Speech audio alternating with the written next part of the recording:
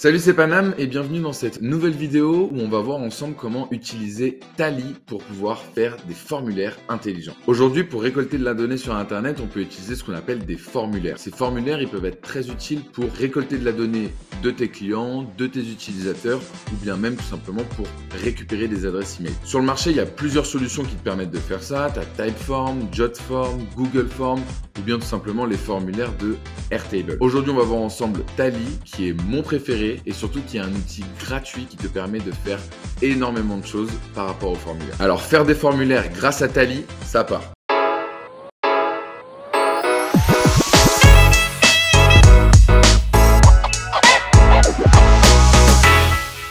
Avant de passer sur mon écran, je voulais qu'on regarde un peu ensemble l'histoire de Tally et te l'expliquer. Pourquoi c'est important de regarder l'histoire d'un produit avant de l'utiliser? Parce que ça va nous donner des indications sur la pérennité ou non de celui-ci. Par exemple, un outil qui a levé des fonds, il a plus de chances de rester quand même vivant encore un certain temps plutôt qu'un outil qui est tout simplement sur Product Hunt et qui vient de se lancer. On prend plus de risques à l'utiliser et donc à migrer toutes nos données plutôt qu'à le faire avec des grosses solutions type Notion, Airtable, j'en passe et des meilleurs. Tally, c'est une solution qui a été créée en juillet 2020. Aujourd'hui, il y a 20 000 users et ils ont un MRR de 10 000 euros.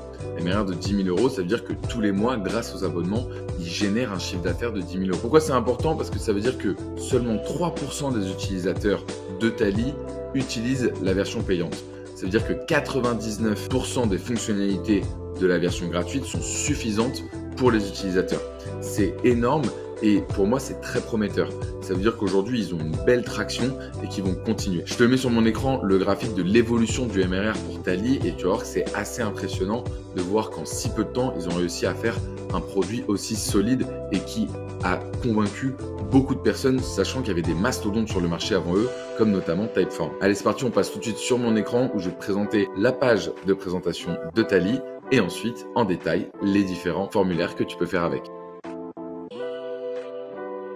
Allez, c'est parti, on se retrouve du coup sur mon écran. Ça, c'est la page, donc le site internet de Tally sur lequel vous allez pouvoir vous rendre et vous créer un compte. Vous voyez un petit peu déjà dans l'esprit de Tally, on retrouve énormément la charte graphique de Notion et c'est plutôt bon signe parce que ça veut dire qu'ils suivent de près le produit et comme Notion est un produit incroyable, ça promet de belles choses pour Tally.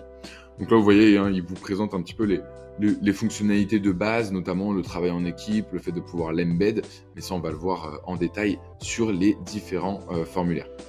Vous voyez aussi quelque chose, un premier point important, c'est que Tally est donc, on part un peu d'une feuille blanche, là où dans Typeform, on est quand même assez mis dans un chemin où on ne peut pas trop en sortir. Là, on part d'une page blanche et ça fonctionne sous forme de bloc. C'est-à-dire que toutes les lignes de la page peuvent être mises en avant et peuvent être utilisées pour telle ou telle fonctionnalité. On va pouvoir y insérer des vidéos, des photos, des musiques. Enfin voilà, on est très libre dessus. Donc l'avantage, c'est que pour quelqu'un qui a des idées et qui est assez à l'aise avec les outils, ça va lui permettre d'avoir aucune limite.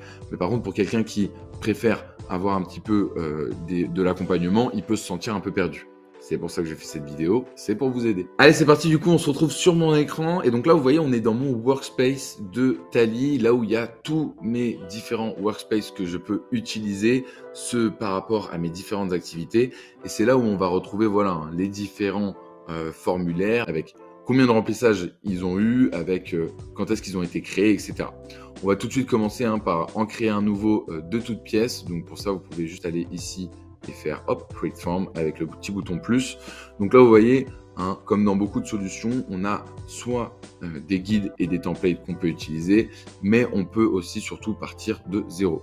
Donc là, nous, on va dire hello, on va l'appeler premier formulaire. Donc ça, c'est le titre qui est important à avoir parce que c'est celui qui va être retrouvé et qui va vous permettre, lorsque vous allez faire des intégrations qu'on verra en fin de vidéo, c'est ce qui va donner en fait le titre dans les différents statuts que vous pouvez insérer dans vos tableaux. Donc là, on va regarder ensemble les différents blocs. Donc vous voyez, comme Notion, en utilisant le slash, on peut avoir accès aux différents blocs disponibles sur Tally. Donc là, vous avez des premiers blocs qui sont assez classiques comme des réponses courtes, des réponses longues. Vous retrouvez un peu les mêmes blocs qu'il y a, les mêmes types de colonnes qu'on a sur Notion ou sur Airtable. Donc voilà, bon, je ne vais pas tout vous détailler, mais vous comprenez des nombres, des emails, des numéros de téléphone, des liens Internet. Donc ça, c'est tout ce que vous pouvez demander à la personne.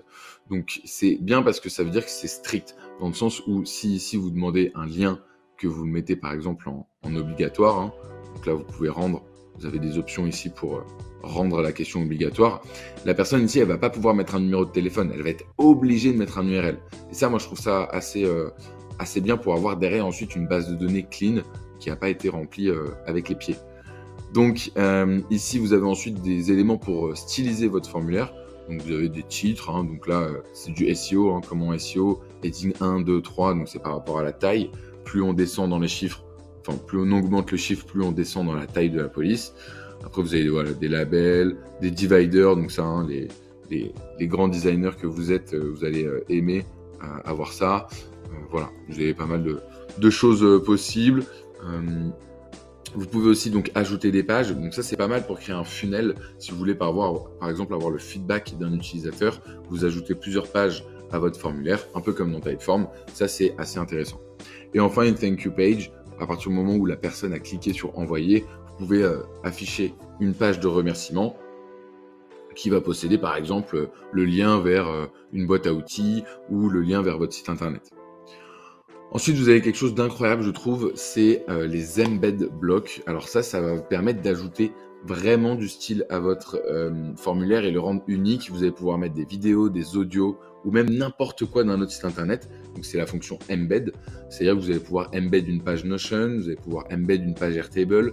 Bref, tout ce qui s'embed, vous allez pouvoir le mettre dans votre formulaire.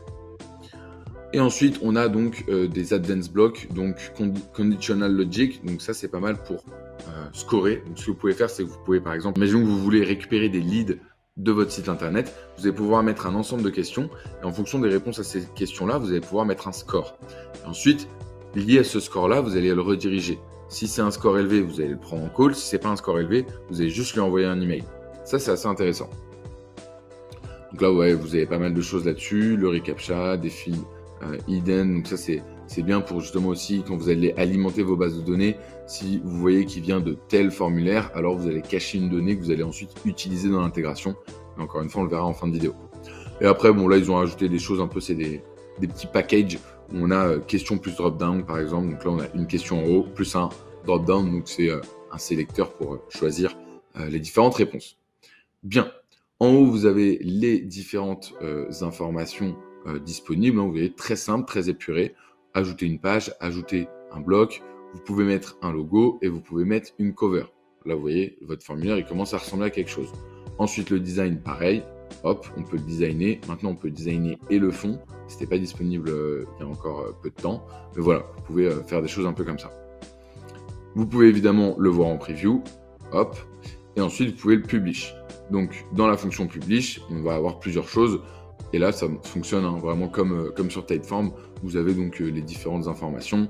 Ici, vous avez les personnes qui ont submit. Vous avez la possibilité de partager votre formulaire.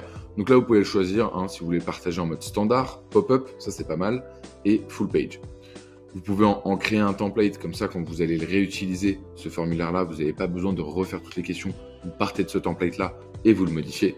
Donc ça, pareil, hein, c'est esprit Notion aussi. Il y a beaucoup d'utilisation de templates dans Notion.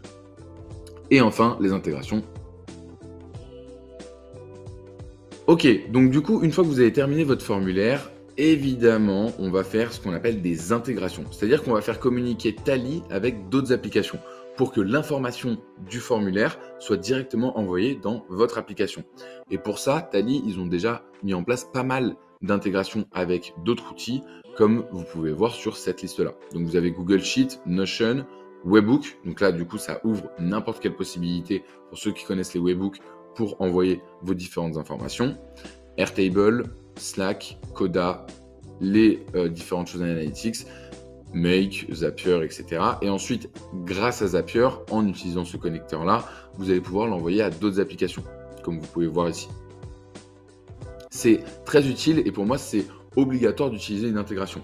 S'il vous plaît, on est en 2022, vous n'allez pas faire des copier-coller entre les réponses que vous allez recevoir des différents formulaires et votre CRM ou je ne sais où. Utilisez à fond ces intégrations, ça va vous faire gagner un temps incroyable. Regardons par exemple en détail une intégration, celle de Airtable, au hasard, et on va regarder comment ça fonctionne. Donc c'est assez simple, vous avez juste besoin de rentrer vos différentes clés d'API. Donc là, en cliquant ici et ici, vous allez les trouver. Bien évidemment, je ne vais pas cliquer parce que sinon vous allez voir mes petites clés API et ça peut être très dangereux pour mes business. Donc, je vous laisse le faire. Franchement, c'est un jeu d'enfant. Ensuite, on écrit ici le nom de la table en question, celle sur laquelle, en fait, c'est le nom de l'onglet, de votre onglet de Airtable. Et ensuite, ici, on va venir mapper les données. Donc, vous voyez que si on clique ici, vous allez pouvoir avoir en fait les différentes informations qu'on a créées. Donc, vous voyez, on avait créé tout à l'heure un lien URL, donc on le retrouve là. On lui a pas donné de nom, donc il est écrit comme ça. Et là, ici, si vous avez une colonne dans votre Airtable qui s'appelle URL, vous venez rentrer ici URL. Et ensuite, on ajoute, voilà, tout simplement. On peut tout simplement ajouter les choses. Hop, ici, hop, et voilà. Donc, là, on a les deux derniers, c'est ceux que nous, on a créés. Et ceux du dessus, c'est des informations qui viennent par défaut. Et elles sont assez utiles parce que moi, par exemple, comme je vous ai dit tout à l'heure, le form name est important parce que j'utilise tout le temps le form name pour, quand je le rentre dans mon Airtable, j'ai une colonne qui s'appelle type. Et cette colonne type, elle me permet de rentrer les différentes informations de la personne et je sais directement dans mon Airtable de quel formulaire cela provient. Donc ça, c'est intéressant. Attention, il y a quand même un petit bémol là-dessus, c'est que cette partie-là, c'est un champ texte libre, donc il faut absolument coller au bon nom que vous avez mis dans votre colonne de Airtable. Si vous changez le nom dans votre colonne Airtable, ça ne va pas changer ici automatiquement. La liaison n'est pas encore très bien faite, donc il faut absolument ne pas oublier de venir changer l'intégration là, sinon l'information ne passera pas de Tally à Airtable. Donc vraiment, comme je le dis, pensez bien à utiliser ces intégrations. Avant de passer au partage de votre travail, donc au partage de votre Tally, je vais regarder ensemble avec vous les différents settings. Donc, vous pouvez bien évidemment mettre en place la langue en anglais, etc., etc. Vous pouvez vous envoyer des notifications quand quelqu'un a rempli le formulaire. Personnellement, je préfère utiliser les intégrations, mais si vous voulez dans un premier temps le faire, vous pouvez le faire. Vous avez une fonctionnalité pro. Pour l'instant, on n'a pas vu dans la vidéo où étaient les limites des fonctionnalités pro, mais là, vous pouvez voir ici. Donc, si vous voulez envoyer des informations à la personne qui a envoyé l'email, c'est payant. Alors, la redirection en URL, elle est très importante et elle peut être très utile dans certains cas, notamment si vous avez une chaîne YouTube. Vous pouvez, lorsque vous remplissez l'URL, rediriger directement vers une chaîne YouTube. Et ça m'a permis d'atteindre mes premiers abonnés sur la chaîne. Donc, je vous conseille de le faire vivement. Une autre fonctionnalité, donc c'est une fonctionnalité par exemple payante, c'est les personnes qui ne vont pas jusqu'au bout du formulaire. Voilà, ça peut être intéressant de comprendre si votre formulaire n'est pas très bien réalisé, de faire un peu de l'A/B testing sur les différents utilisateurs. Et après, bon, c'est des choses assez classiques, terminer le formulaire, terminer sur une date prévue, voilà, ça c'est assez classique. Et bien évidemment, si vous ne payez pas, il y aura le petit Made with Tally en bas de votre formulaire si vous n'êtes pas en version payante. Maintenant qu'on a vu les différentes intégrations, notre formulaire il est prêt et on va passer au partage de ce formulaire.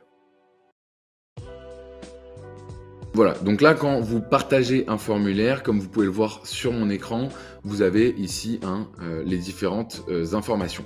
Donc là, ça c'est un formulaire qui présente une base de données de 300 apps et outils qui sont utiles pour booster votre productivité. Je vous mettrai le lien en commentaire de la vidéo si ça vous intéresse de l'obtenir.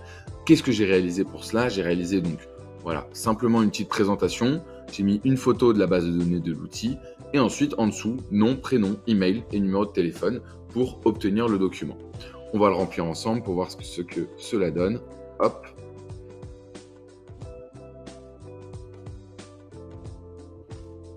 Tac. Et numéro de téléphone. Bon, j'avoue, je vais tricher un petit peu parce que... Ok. Et donc là, vous voyez, on a ici rempli le formulaire, donc je vais recevoir un email, mais j'ai mis une redirection URL directement sur mon site internet panamautomatis.com pour que les personnes puissent découvrir mon accompagnement, mon bootcamp autour de l'automatisation et de la productivité. Vous voyez, c'est un moyen assez intéressant de rediriger le trafic vers votre site internet si vous en avez envie. Bien. Ce que l'on peut regarder aussi ici, c'est que, attendez, si je reviens en arrière, voilà, vous voyez ici l'URL, c'est Tally .so, mais on a la possibilité dans Tally, et ça c'est vraiment pas mal, de changer l'URL. Donc pour ça, il faut un petit peu bidouiller les DNS de votre site internet. Et donc, vous voyez ici, moi je l'ai appelé template.panamautomatise.com. Quand vous le partagez sur des réseaux sociaux, c'est assez intéressant d'utiliser ça parce que ça fait un petit peu plus pro. On en a marre des bit.ly, des short.ly, des choses comme ça dans les messages. Donc, utiliser un URL propre, ça peut être assez avantageux. Et voilà, ça y est, Tally n'a plus aucun secret pour toi. Tu peux dès à présent créer ton premier formulaire et le partager sur Internet au monde entier. Si tu souhaites aller plus loin, on va pouvoir mettre en place des automatisations une fois que le formulaire est rempli, au-delà des intégrations que je t'ai présentées dans cette vidéo. Et pour ça passe par l'utilisation de Make, de Zapier ou encore du UiPath. Ces outils d'automatisation qui en 2022 te permettent d'économiser plus de 50% de ton temps. Pour découvrir et apprendre à utiliser tous ces différents outils, je te donne rendez-vous sur mon site internet Panam Automatise pour y découvrir mon accompagnement en 6 semaines, satisfait ou remboursé. À bientôt!